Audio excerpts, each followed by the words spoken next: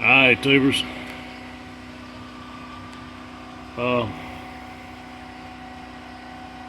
Old truck broke down on me. Blowed the coolant crossover out on the intake manifold. If y'all know anything about these Tritons and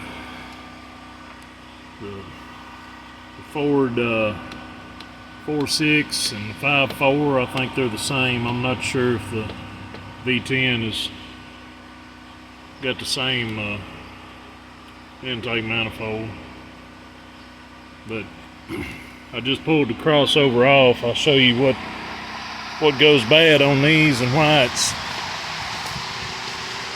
stupid the way you gotta take it apart. You see, I had to take a whole intake manifold off. This here is the coolant crossover. It sits, let me get it on there, sits on the front like that right there. Well, it attaches from underneath with 3 bolts on each side. And this one, I know there's a couple videos out there saying you can get to them. This one you could not get to them because there's one way back here in the back. Right there. And then there's another one.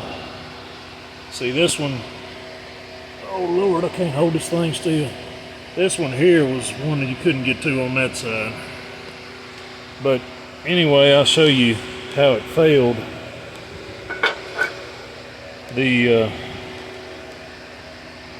This one's in good shape. It's not too bad. It looks like what it is this little plastic wall here deteriorates, and I don't know if it's the pressure of the clamp on it or heat cycles. I'm not sure, but this one was leaking right here in the front, and sure enough,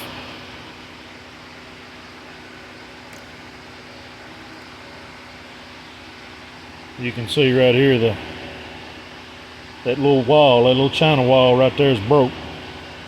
So it let the gasket roll a little bit, and when it pressurized, it just started blowing out. But anyway, that's what I got my hands full with.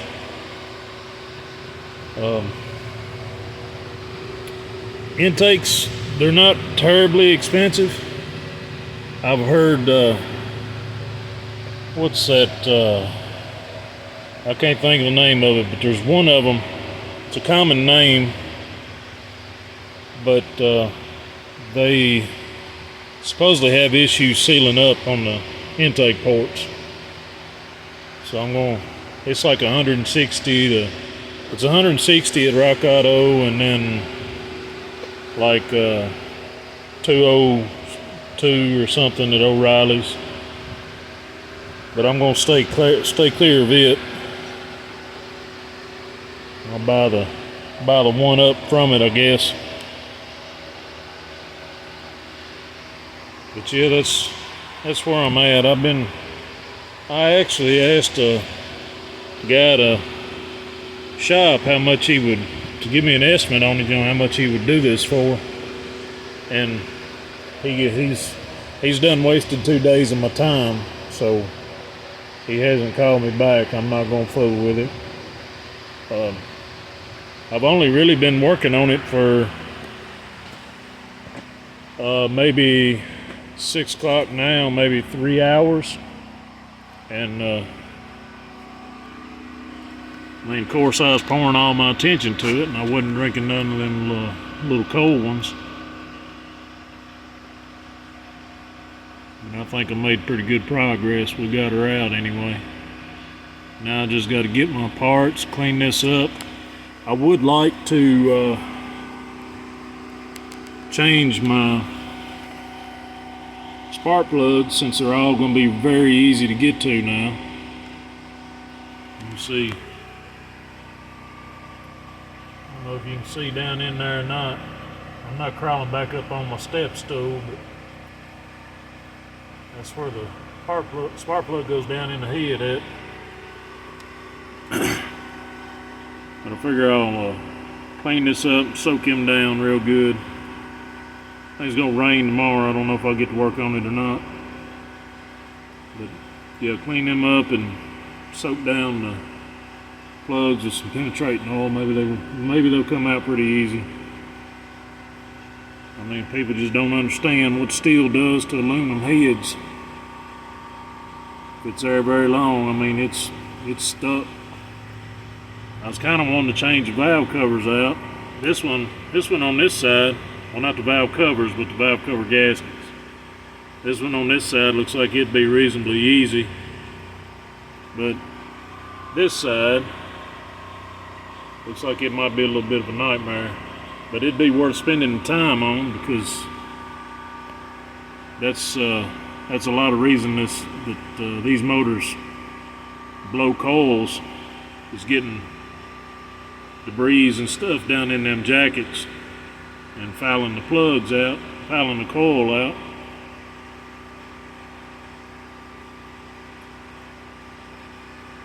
But yeah, that's where I'm at. I figured I'd give y'all a shot at this. I'm gonna cover her up before anything gets down in them holes. I'm not gonna put anything in them to keep them from getting something dropped off in them until I get up there cleaning on it. Like I said, I've done climbed in and out of this thing. That's what I was working off of, and I done stepped off of it wrong a while ago, and I flipped off a side, so I don't believe I'm going to use it when I put it back together.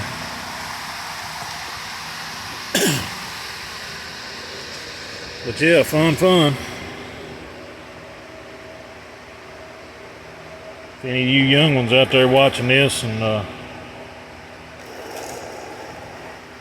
you think life's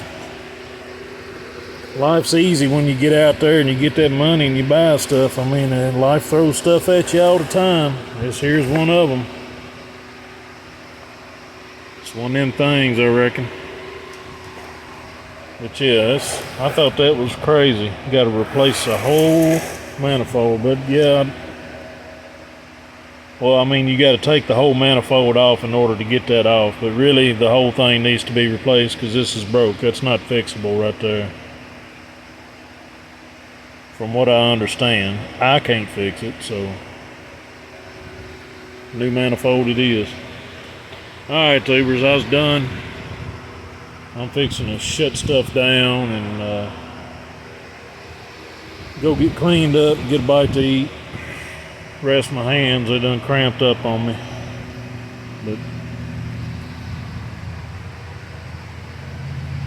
I mean, there's if any of y'all got any of these vehicles and you want to check out some videos, I mean, I'm not going in depth on how to. I'm just showing you the common problem. There's a few guys out there that's got really good how-tos on them. But that's basically what I did. I just shopped around for information on Google and YouTube. Of course, when I got up in there, half of the stuff was different. Like there was supposed to have been an EGR somewhere that I had to take loose, but there was no EGR. Thank goodness, because they're usually stuck up. Alright, tubers, I'm going to let y'all have it back. Just want to give y'all a shot at that. We'll see you. Thank you.